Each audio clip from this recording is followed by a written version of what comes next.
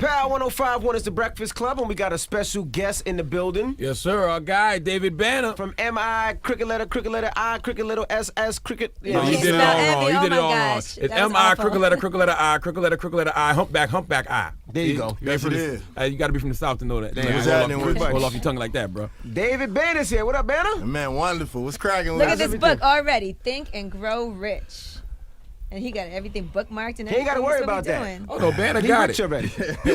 People don't realize how much Banner gets behind the scenes. People think when you don't see you on the scene that you're not eating. Yeah, but Banner getting it. It was funny, bro. Like these last 2 years been the best years of my life, dog. Like honestly, I mean, I opened up 3 different businesses. I got a scoring house now where I score movies. I partially scored the new Footloose movie that was just out. Wow. In the last 2 years, I've done music and commercials for Gatorade, Mercedes, Benz, Marvel, Capcom. Nice. I mean, and the list goes on, bro. Wow. Nice. Every Gatorade commercial you saw last year, that was dope. all of them. I did every Gatorade commercial you saw. That's great because I remember that you were financially messed up for a little while, and I guess you got everything. Well, no, I wouldn't necessarily say. You donated a lot of money. Yeah, I donated a lot of money. Just to help out during Katrina. Mm-hmm. I would necessarily say messed up, but I did make a lot of sacrifices for my people. But I never hold my head down for that because God puts you through certain things to make you a better man, and sometimes it's bigger than just money. And I think during that time, that was my place. You know what I'm saying? You're very vocal about things, man. I would love for kids to get that message that you don't always have to be in front of the camera in order to make bread in this industry.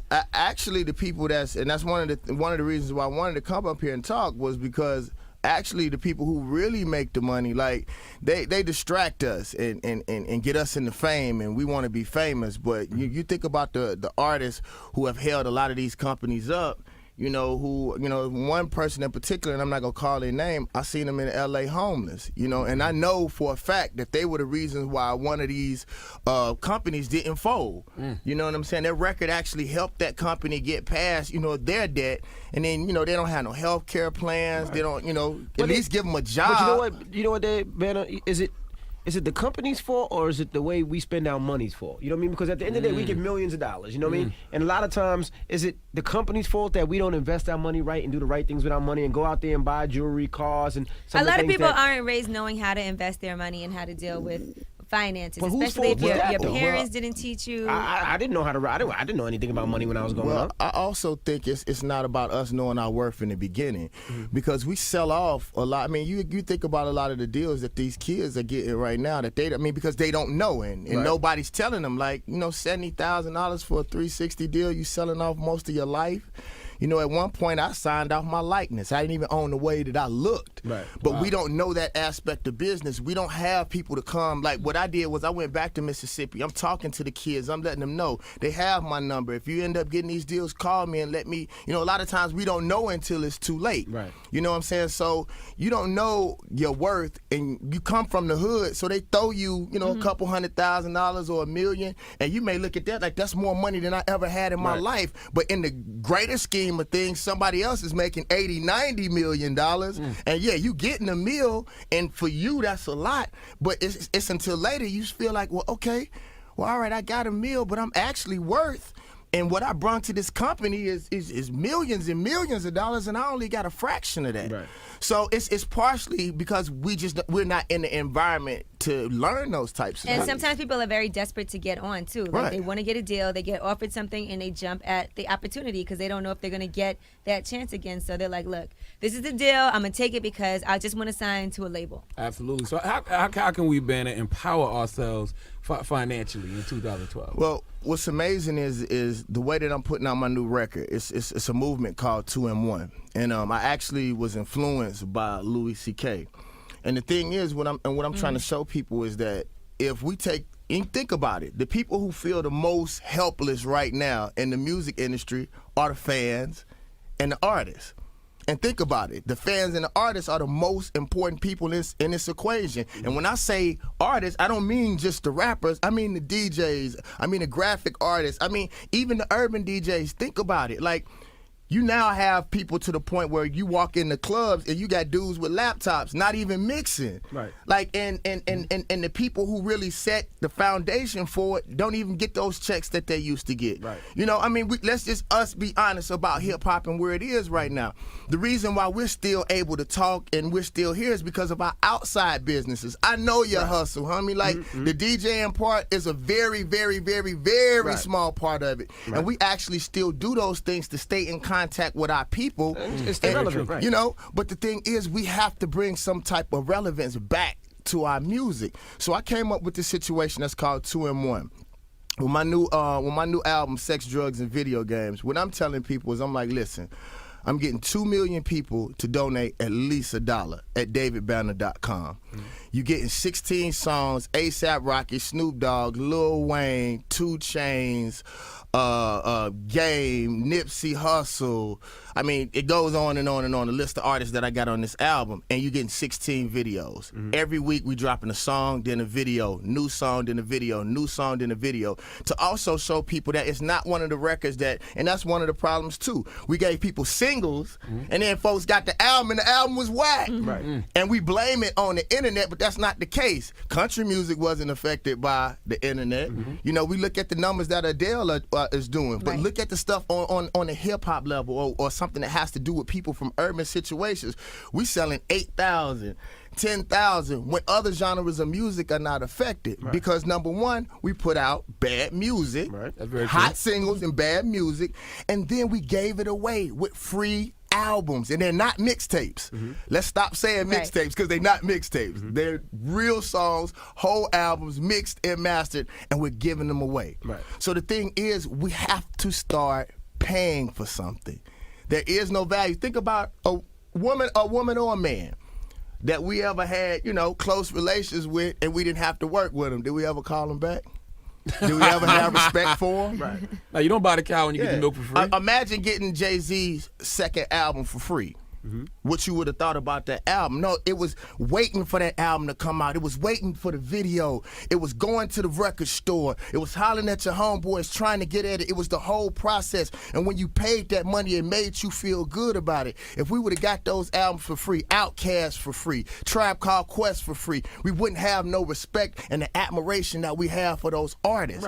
We got to start paying. www.davidbanner.com. Yeah, Let's but you go. know, I understand that, and there's certain artists that I have no problem paying for, and like you mentioned Jay-Z, and I mean even to Nas, I mean we could talk about artists now when it comes to Kanye West or it comes to Rick Ross or it comes to Jeezy. You know, I don't have a problem paying for those artists, but then it's sometimes, like you said, I get a joint, and it's a good the single is good, and then the rest of the stuff is trash. So it's like, why should I spend, and money's tight right now for everybody, so why should I spend $10, $15 on somebody's album when the album is trash? And then when somebody's album does 15,000 or 1,500 units, you know, they say, oh, people don't support. No, because the music is whack. Well, that's not the case in across the board. The music industry is dying. So I understand that there's exceptions to the rule, but what you have to understand about most of those exceptions is because they have crossed over. And it's not really about our generation, or it's not really about our culture, because they have crossed over, and they've crossed over to another crowd of people. So in saying that, they're able to make those decisions, and they are those exceptions. So you have those 4 or 5 artists. What about the mass amount of great artists who are whose career is basically over? You know, we can name about 30 artists. And I told somebody, it was funny, we will give these exceptions, like 4 artists, but just 5, 6, 7 years ago, there were 4 or 5 Jeezys, there were 4 or 5 Rick Rosses, there were 4 or 5 Lil Waynes. 5 years before that, it was 10 of them.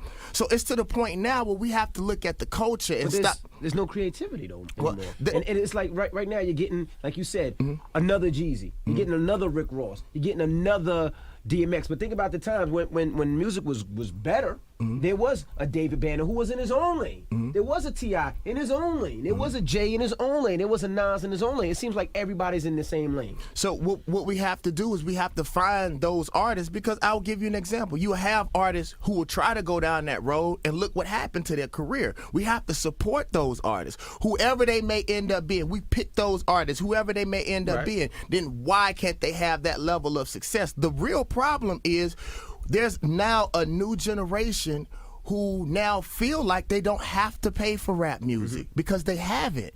So we have to find some kind of way to show that there's still some relevance in us. And I will make a cross reference in this and everything that has to do with the urban culture.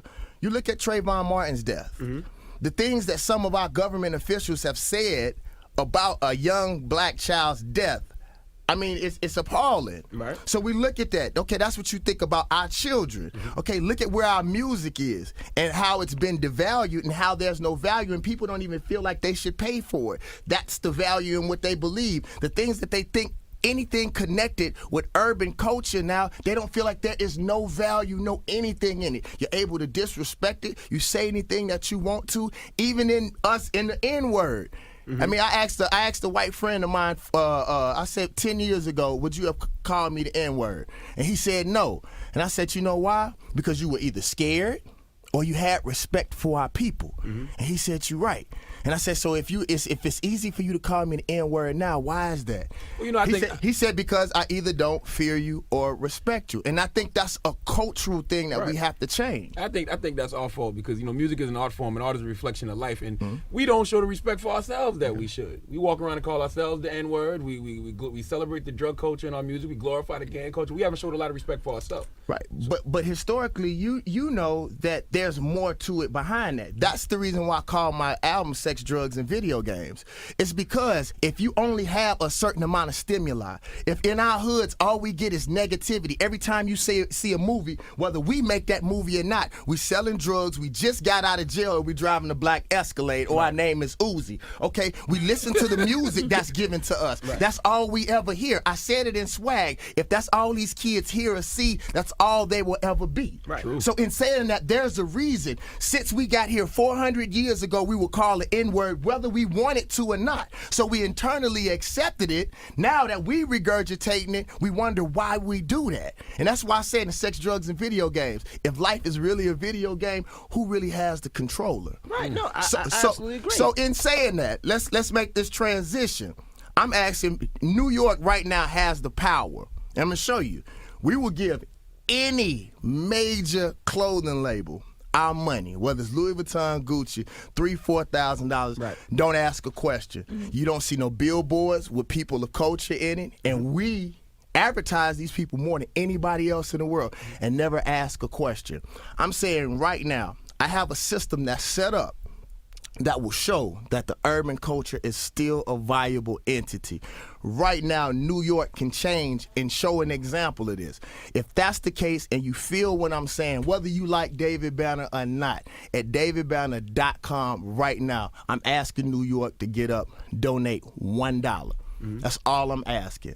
Snoop Dogg, Lil Wayne, A$AP Rocky, all of these folks, it's not really even about no music. Because what I'm going to do, after I get these 2 million emails, after I get these $2 million, I'm going to take $1 million and I'm going to shoot a movie.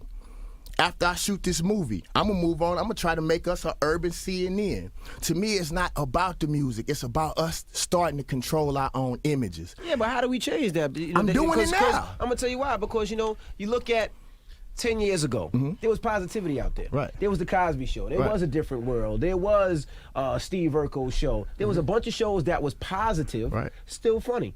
Now what do you have? You got reality TV. You got Love and Hip Hop. But the reason you have that is because You it's got cheaper. Bad Girls Club. Right. It's You cheaper to got produce those kind of Basketball shows. Wives. You know, it's and those are shooting up the ratings. You got Jersey Shore, and it gets to a point. Could you see a positive show? The only positive show that's on TV, barely, is you got the T.I. show and Lala. That's it. That's it. Out of all the TV shows out there in the world, so what do the kids see? There's kids that aspire to be on Basketball Wives. There's women right now that don't want to have a career because they want to find a basketball wife or a mother effing celebrity or artist, and you know what they're gonna do? They're gonna live on their ass, live on their hands for the rest of their life. They're gonna have a baby by them, and they're gonna stick them up like everybody else is doing. So you know what And we that's got to the do problem. is when somebody comes along like a David Banner, somebody like yourself, and we're gonna make the effort to try to do something different. That means all of us have to rally around that and make sure that that happens. Because the truth is we complain about these things, but then it goes back into what do we support. And as much as people say they want better music, I will give them an example. You know this, Death of a Pop Star. What me and Ninth Wonder did. Bruh, from track one all the way down. Dope beats, everything. Did it pop? No. What we have to do is we have to find a way to do something positive and make it hot. Right. See, that's the problem. You have a lot of people with positive music and positive words. That's why I made sex, drugs, and video games, because at the end of the day, we still have to entertain our people. We're still in competition to those things that we like, because evil stuff, whether we like it or not, it's attractive. Yeah, you know what I'm saying? I love the strip club. I'm not going to lie to you. Right. As much as I talk positivity, as soon as I leave here, I go to Atlanta, and I'm going to be in strokers. Absolutely. And I said a long time ago, like, I quit complaining about, those reality shows and stuff, because I still support them, because I watch them. Because I like to see the negativity. Whether we agree with it or not, it's entertaining. So what we have to do is we have to find a way to make positive things entertainment and entertaining. And I think all we need is a balance. And then on top of this, if we're going to do some of this stuff, we need to control it. We need to be the ones that make money off of it. Because even with the reality TV shows, how many people from a reality TV show that you know from an urban situation has left that reality TV show and done anything with themselves? None. Nene Leakes is the only one. I always say that. Look at Tiffany in New York Pollard. As big as she was, she had 4 shows. All you can don't hope even for, see her no more. All you can hope for is a spin-off show of your own. The only one. After, I mean, not in urban, but in the No, but he said urban. I mean, urban. I mean us. None. Probably the closest. Nene Leakes. And look at the people behind the scenes who are making this money. Right. So I go back to say, New York, if you feel what I'm saying, I have this system that's set up that can totally revolutionize the way that we make money. And I know for a fact, and I told people, I said, imagine when Tip does this. Imagine when Luda does this. Right. Imagine when Drake does this, to be able to totally go directly to your fans. And then tell your fans what you're going to do to it. 20,000 is going to this nonprofit organization. It's going to this nonprofit organization. And then after this, we're going to make something for ourselves. The only thing that we have to do is continue to support.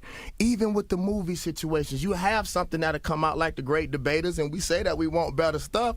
Nobody going to see that.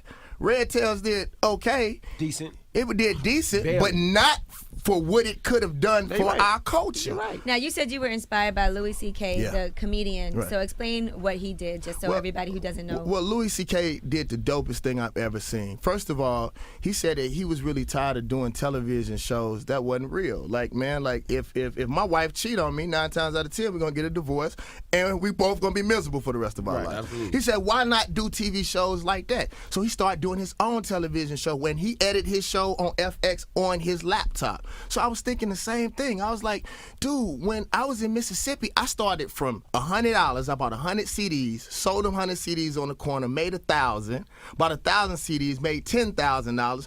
And I didn't get signed from a perspective of somebody believing in me and signing me. They saw this little homeless dude in his van is getting money. How could we be a part of that? Louis C.K. told his fans, listen, I'm going straight to you. I spent my own money.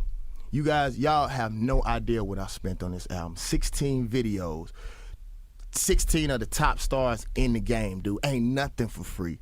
I paid for it all, just like he did. He said, listen, I know y'all can get it for free. I know you can bootleg it, but y'all don't do that. It's me. Just come straight to me. This dude made $1 million in less than a month for going straight to his fans. Mm-hmm. No cut, no advertisement, no lies, just straight up, this is me, y'all, support me. And I was like, that's what we need to do. We need to go directly to our fans, because you even look at the artists that's not selling right now. They'll go and sell out a stadium, but they can't get their fans to buy music. Right. So I'm telling them, if you go to them same fans and be real with them, like, y'all, this is how I eat. This is how I can continue. Just help me. And the fact that there is no pressing, that there's really no pushing out of the internet now, you going straight to your fans. I can give you this for $1 or whatever you want to donate. The point guard for the Clippers, Mo Williams, donated $1,000 to me. You know, there's a couple people that's giving $100 a week. I mean, just because they say David Banner is not really about your music, I could care less about that. But you're setting up a social structure that if we see that it's successful, that it will happen. And I'm going to say something really quick. People think that society is mad at LeBron James, Dwayne Wade, and Bosh. Because I'm gonna say it because LeBron left Cleveland or whatever. Right. That's not really the real reason why society is mad at him. You got 3 intelligent black men that got together in a room without any agents, without anybody else and sit down and make decisions for themselves and cut out a lot of middlemen. If Miami is successful, that's going to show other basketball players that, hey, we don't need, like, we are intelligent enough to get together and make our own decision. That's why society is truly mad at them. And they ain't got nothing to do with no basketball. If those three cats can show that they can get together and organize and do something for themselves, imagine how many people that cut out, and imagine how many basketball players are going to do the same thing. That's what I'm doing right now. It changes the social structure of the NBA. That's why they trying to put a stop to it now. Like when Chris Paul didn't want to get together in LA, It was like, nope, Chris, you're not going nowhere. That's right. But that's the same thing that I'm doing with this music right now, with this 2-in-1 movement. I got 2 points I want to make. Okay, when you say people giving away free music, that helps a lot of the artists because it helps them get their buzz up and it helps them get show money. Like a guy like a 2 Chainz or a Gucci Mane or even a Wayne. Wayne, before Wayne became this reincarnation of Wayne, he was on the downslide. But then he started putting out the dedication mixtapes and he took off again. So how can you tell an artist that has no buzz, look, man, nobody wants to buy my music right now, so I got to give it away for free to get my buzz up? Well, the exception to the rule is this. You have certain people that do that and who are successful, but you got to understand, let's look at it from a street perspective. We give a little bit of something free to get people to get enticed and want to come back. But you don't give your whole stash away. Gotcha. You don't give the whole game away. It's to the point now where we have devalued the music. If you give it away, that's just like if they let everybody up here to host a show. What value would you all have? You wouldn't have no value. At some point, we have to make a decision that there's just certain things that we're not going to do. And it's cool to get hot and do what you have to do to get hot. But if you're giving away so much stuff at a certain point, a person's going to feel like, well, you done gave me 30, 40 songs. Why should I pay for this? I'll just wait until after this is over, and then you go back to your mixtape stage, and I get that. Right. There is no value. We have devalued ourselves. Country and Western folks don't do that. Absolutely. And guess what? Their music is still valuable. You don't hear a gospel mixtape. You don't hear a rock mixtape. But you know what? And I know we've been talking a long time. But you know what? In those other genres, the difference is music is music. And in our genre, once you get to a certain age, once you start looking old, once you start doing things that grown people do, you're not cool anymore. And we see it time and time and time with every artist out there. Well, that's because the same reason why somebody like an Elton John could put out an album and still sell zillions of records. Somebody like, Elvis, they could find lost tapes, put out music and sell millions of records. But then you look at these artists that were popping in the 90s, selling millions and millions of records and can't catch a break right now because it's not cool anymore. That's because they're still trying to do the things they were doing in the 90s. You look at somebody like Jay, who raps from a perspective of what he's doing right now. Jay is the only artist in that time, in that age. But if more artists did that, then I think more people would buy an older rap. What I'll say is this. I think it really goes, and I didn't want to go into this. I really think it goes back into just how we feel about ourselves. I go back to that. It's like we don't see any value in ourselves, so we'll find any reason. That's one of the things that happened to hip-hop. Hip-hop is no longer about music anyway. It's not about the hot records. It's about who you done have sex with, how many people you done kill, how much dope you done. It don't have nothing to do with, I asked the question, can he rap? That's all I didn't care back in the day if Ice Cube was really doing this stuff. He portrayed the story and he told the story better than anybody else about what black folks were going through in the hood. Right. So he was the storyteller. In the Bible, the people that really did the stuff, they wasn't the ones that was writing the stories. They wasn't the storytellers. Right. We need to get back to it being about talent. And it's about everything else. And what ends up happening, and I'll say this and I'll get off my box. What they did to our music is now there's no distribution, there's no record stores, no more tower, no none of that. Then we devalued our music by giving everything away for free. Then guess what the music industry did to us? Sidestepped us and started getting on dubstep. So now we can't get no deals, no jobs, no endorsement because we have devalued ourselves, and then the music industry then went on about their business. I think one of the worst things that ever happened was when major labels really started going down south and signing artists, because we came up on the independent aspect of things, whether it was Cash Money, whether it was No Limit, whether it was Rap-A-Lot. They were doing everything you're talking about doing right now, they were doing. And if they did it now, it would be easier because you had the internet. Well, you have the internet. I think, I would just ask people, man, regardless of how you feel, this is a movement. And I'll just ask New York right now, davidbanner.com, just support and make me stick to it. You know what I'm saying? It's $1. You getting value. Getting. And Charlamagne, are y'all gonna go on DavidBanner.com and donate? I mean, I buy David Banner's albums there we now, so go. if I can get it for $1, you damn right I'm gonna What buy it. about you? Of course I am. That's why I asked them. I was just I ain't gotta asking. ask me. And let me tell you something. I just real quick, not to get off on a tangent. I love the fact that you sitting on a big black ball. That is beautiful. I'm attracted. Well, it's good for my posture. You know, make sure my back is right. Can I get closer to you? Now, see the guy as he's getting closer to Angela Yee. Yes. Do you know what DMX and David Banner have in Mr. common? Honest? What do DMX and David Banner have in common? Guess. They're obsessed with the black ball. No, besides being obsessed with the black ball. What? Guess it's not drugs. They're both very honest? No, both their licenses are damn near pretty shot. David Banner's license is horrible. What you talking about? Your driver's license. How you know? I know. I heard that you got a letter from You know Mississippi Emmy's that a said you cop. cannot speed anymore. Oh yeah, I did. I that's one of my vices. I heard that you I- speed constantly with like 180 miles 180 an hour. miles an hour. Yeah. I literally got a letter from the government saying that if I got like 1 or 2 more tickets, That's that it? indefinitely. For Where were life. you going so fast? I don't know. Back road to I'm gonna be Mississippi. honest with you. Strip club. There's not many. I know there's not many. Not just black folks, but people in general that can go as fast as I can go, and get away with it. Like if I get a ticket, I can pay for it. Right. And I told a cop that one time. He really got mad at me. He was like, "Well, how can you do this? And can you do this?" And I looked at him in his face and said, "Because I can afford to." And he couldn't say nothing. Right. Like, dude, I can pay for it. Like, lawyers, whatever. Now, Ben, I as can smart do it. as you shit. Like, come on. Well, let me ask you a question. Wouldn't you rather me do it that way than some of the other ways that I used to? absolutely. You know? Absolutely. That's what I'm saying. And even in the music, like, people say, how can you be that smart, man, and do some of the stuff you do? I just told you, I still love this. I still go to the strip club, do something. We're still human. That's the yin and yang of life. Yeah, it is. And I'm going to continue driving fast. Well, let's shift gears real quick. Right. You know, you've been very vocal about the Trayvon Martin situation, right? So I want to ask you, what causes the negative perception of black men in America? What continues to cause that negative perception? And what can we do to change that perception in the future? If anything. My personal views is that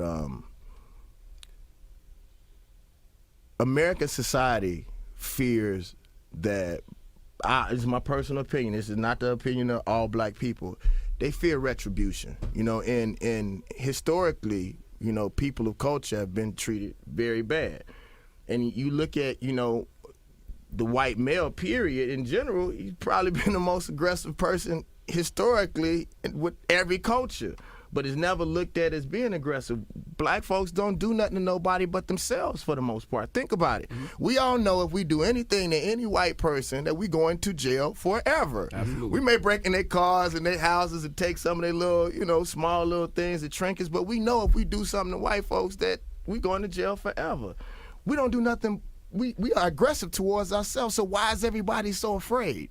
What have we really done to anybody but ourselves? And I say in the Trayvon Martin case, dude, if it's a white tee, think about it, anything that has to do with hip hop. If it's a white tee, if it's a hoodie, if it's anything besides what they feel comfortable with, it's aggressive or it's threatening. So it don't matter whether it's a white tee or whether it's a hoodie. It don't matter. Just say that you scared of. Just say it, because that's what you really feel about us. And the one thing I love about Southern white people is at least they're honest. Very And true. they tell you how they feel about you. And that's the only thing that it don't have nothing about us changing. And the one thing that our parents do to us that I don't like, we shouldn't try to make anybody feel comfortable. Because culturally, we think about it. Mentally, we messed up. Because we get around other cultures of people and we duck our head and we become docile just to make them. That ain't good for our children. No, you're right. You But know? it's more than just being comfortable. And I know we got to go, but it's more than just being comfortable. It's also a matter of being safe. Yeah. And the reason I say that is because, you know, I have a little black boy. Right. And I'm going to tell him, you know, my son is black. He I'm going to is? tell him, the first thing I'm going to tell him is you don't wear a hoodie when you go outside. Not because your father didn't wear a hoodie, because I want to protect you. I want to make sure that white person that you see, that police officer that pulls you over, is not scared and won't bust your ass because he thinks that you're quote unquote. So you want to make them comfortable. Let me ask you a question, though. Yes, sir. And this is something one of my best friends told me, and it really changed my idea about this case. Trayvon Martin, for the most part, did everything that we taught our kids to do. All right, you ask, what did I do? What's the problem? Okay, get on the phone, try to call somebody, try to walk away from the situation. Okay, now you feel threatened, defending yourself. Right. It's to the point, unless we get some legislation, because I say this all the time, America only respects fear of finances. If they don't feel like something will happen to them if they do something to our children, it will never stop, no matter what you teach your kids. Or you hit them in your pocket. Trayvon did everything. He wasn't carrying no running down the street with no television. He didn't have, they didn't see him coming out no house or out no car. He didn't do anything but was walking to the store and died. So it really doesn't matter what you teach your kid. If a person feels that way and you're the wrong color at the wrong time, it's going down. Sean Bell, Oscar Grant. It happens daily in our hood and is reported weekly. Right. So there's going to have to be some level of legislation, or they feel like something is going to happen to them, or it's never going to change. And believe that hoodie or not, he still was coming for Trayvon Martin, George Zimmerman. No doubt. Whether or not he had on a hoodie, it's not because of a hoodie. Guys, get the hoodie. We gotta go. Okay, but don't you think we amplify it when we put tattoos on our face? You know what I mean? That's a bit much. But what about the bikers? Yeah, white people have tattoos on their face all the time. But they don't have. But we know they don't have a fear of white skin like they do black skin. Well, so that means that what we have to do is we have to find a way to affect fear of finances. It goes back to the Louis Vuitton. It goes back to the Democrats. Perfect example. We're democratic without making the Democrats work for it. Right. That's why they don't do nothing for us. That's why they don't market towards us, because like the mixtapes, we give it all away. Well, DavidBanner.net is where you need to go. DavidBanner.com. DavidBanner.com is where you need to go online. Donate $1 or more. Get his album. I'm going to watch them, David Banner. I'm going to make sure they cause. do this right after you leave today. I know you do are. it today. The album's up now. No. You can donate. pre-order. You can donate now. But we're doing the video and the song every week anyway. So I appreciate you stopping through. Anytime you're in New York, come on by. Thank you, brother. It's the Breakfast Club on Power 105.1. David Banner.